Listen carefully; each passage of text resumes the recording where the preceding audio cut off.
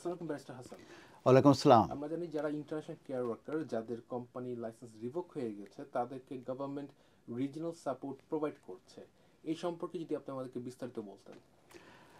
এটি একটি শুভ সংবাদ আমি বলতে পারি, কারণ আমরা কিছুদিন আগে আপডেট দিয়েছিলাম যে 12 মার্চে এই যা কেয়ার ওয়ার্কার কিংবা সিনিয়র কেয়ার ওয়ার্কার যারা আছে এবং যারা এই ইংল্যান্ডে বিশেষ করে আসার পরে তারা এক্সপ্লয়টেশনের শিকার হয়েছেন কিংবা যারা মডার্ন স্লেভারির শিকার হয়েছেন কিংবা যাদের জব পান নাই কিংবা যাদের পে পান নাই, এই ধরনের সিচুয়েশনে যারা আছে তাদেরকে বলা হচ্ছে পুল অফ ওয়ার্কার্স। তো এই 12 মার্চের যে চেঞ্জে সেখানে বলা হয়েছে যে যেসব স্পন্সর যারা এই ওভারসিজ থেকে কেয়ার ওয়ার্কারদেরকে রিক্রুট করতে চাইবে তাদেরকে মূলত ইংল্যান্ডে যারা এই পুল অফ ওয়ার্কার হিসাবে অলরেডি এসে গেছে এবং যারা এই ভিক্টিমাইজ হয়েছে, বিশেষ করে এক্সপ্লয়টেশনের শিকার কিংবা মডার্ন স্লেভারির শিকার, তাদের থেকে মূলত রিক্রুট করতে হবে। এটার হচ্ছে প্রায়োরিটি। এবং এই রিক্রুট যদি তারা করতে না পারে সে সংক্রান্ত ব্যাপারে রিজনাল পার্টনারশিপ থেকে একটা যদি কনফার্মেশন পায়, সেই ক্ষেত্রে একমাত্র তারা ইন্টারন্যাশনাল কিংবা অন্য কোনো ক্যাটাগরি থেকে তারা কিন্তু রিক্রুট করতে পারবে। এটা কিন্তু আমরা আপডেট দিয়েছিলাম এবং এইটা কিন্তু ইমপ্লিকেশন হচ্ছে 9th এপ্রিল 2025 থেকে। তো 13th মার্চে এই সংক্রান্ত ব্যাপারে মূলত আরেকটি আপডেট এসেছে এবং গাইডেন্স এসেছে। এটা department of health and social care থেকে আমি এটা প্রিন্ট আউট করেছি।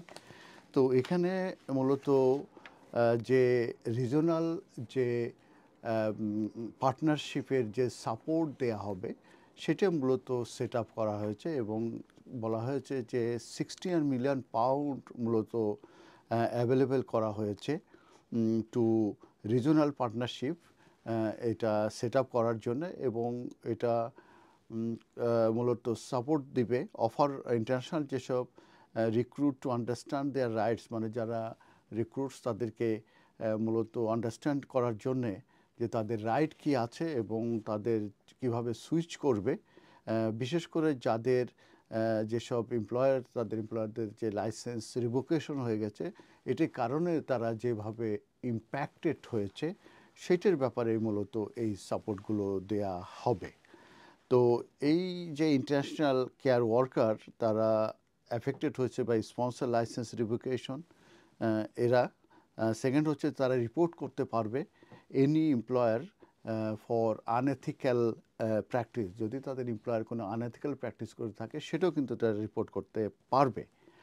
আর হচ্ছে যে কোনো প্রোভাইডার যদি ইন্টারন্যাশনাল কেয়ার ওয়ার্কার যদি হায়ার করতে চায় অ্যাফেক্টেড বাই দ্য রিভোকেশন, সেক্ষেত্রেও কিন্তু তারা এই যে রিজনাল পার্টনারশিপ তাদের সঙ্গে যোগাযোগ করতে পারবে। এখন এই কী কী সাপোর্ট মূলত এই রিজনাল যে রিজনাল যে পার্টনারশিপ এরা কী কী সাপোর্ট দেবে সেটা আমি এখন একটু বলি। প্রথম যে সাপোর্টটা তারা দিবে, প্রথমে কাদেরকে দেবে সেটা আমি বলেছি, আরেকবার বলেছি যে যারা কোনো লাইসেন্স রিভোক হওয়ার পরিপ্রেক্ষিতে তাদের যে স্পন্সর আছে তাদের লাইসেন্স রিভোক হওয়ার পরিপ্রেক্ষিতে তাদের যে সাপোর্ট মূলত অ্যাভেলেবেল আছে সেটার ব্যাপারেই মূলত এটা বলা হচ্ছে, বিশেষ করে নিউ এমপ্লয়মেন্ট পাওয়ার ক্ষেত্রে ইন দ্য কেয়ার সেক্টরে। তো সেক্ষেত্রে যেটা হবে যে অ্যাডভাইস অ্যান্ড গাইডেন্স তাদেরকে দেওয়া হবে যে help with understanding your visa status and employment right, তাদেরকে অ্যাডভাইস এবং গাইডেন্স দেওয়া হবে। সেকেন্ড যেটা হচ্ছে এমপ্লয়মেন্ট সাপোর্ট তাদেরকে দেওয়া হবে, তাদেরকে নিউ এমপ্লয়ার খুঁজে বের করার জন্যে তাদেরকে মূলত হেল্প করা হবে।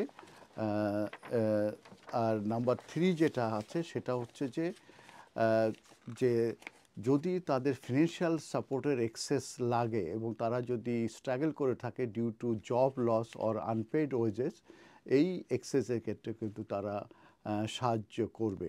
আর এই জব লসের পরিপ্রেক্ষিতে এই সিচুয়েশনের কারণে যদি তাদের মেন্টাল হেলথ কিংবা ওয়েলবিংয়ের সাপোর্টের যদি কোনো প্রয়োজন হয় সেটাও কিন্তু তারা সাপোর্ট করবে।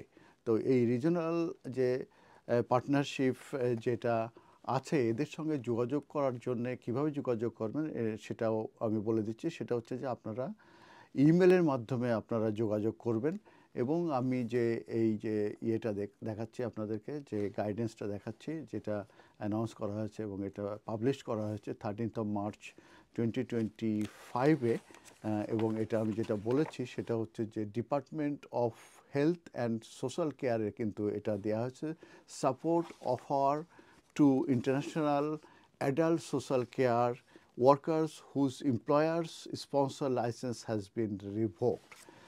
তো আপনারা এইভাবে যোগাযোগ করবেন, যখন আপনারা ইমেল করবেন তখন আপনারা আপনাদের নাম মেনশন করবেন, অ্যাড্রেস, এবং যেখানে আপনারা এখন থাকছেন সেই অ্যাড্রেসটা দিবেন, কন্ট্যাক্ট ডিটেলস দিবেন, name of the provider sponsoring your visa, তাদের ডিটেলসগুলো কিন্তু আপনারা দেবেন। এবং দেখবেন যে অনেকগুলো রিজনাল পার্টনারশিপ করা হয়েছে এবং সেখানে ইমেল আছে, এই ইমেলের মাধ্যমে আপনারা যোগাযোগ করবেন। সেক্ষেত্রে আমি যেটা বলেছি যে তারা কিন্তু বিভিন্ন ধরনের সাপোর্ট দিবে। তবে একটা জিনিস খেয়াল রাখবেন, এটা বলা হয়েছে যে যাদের ভিসা আছে তাদের জন্য মূলত এই সাপোর্টটা দেয়া হবে। ধন্যবাদ।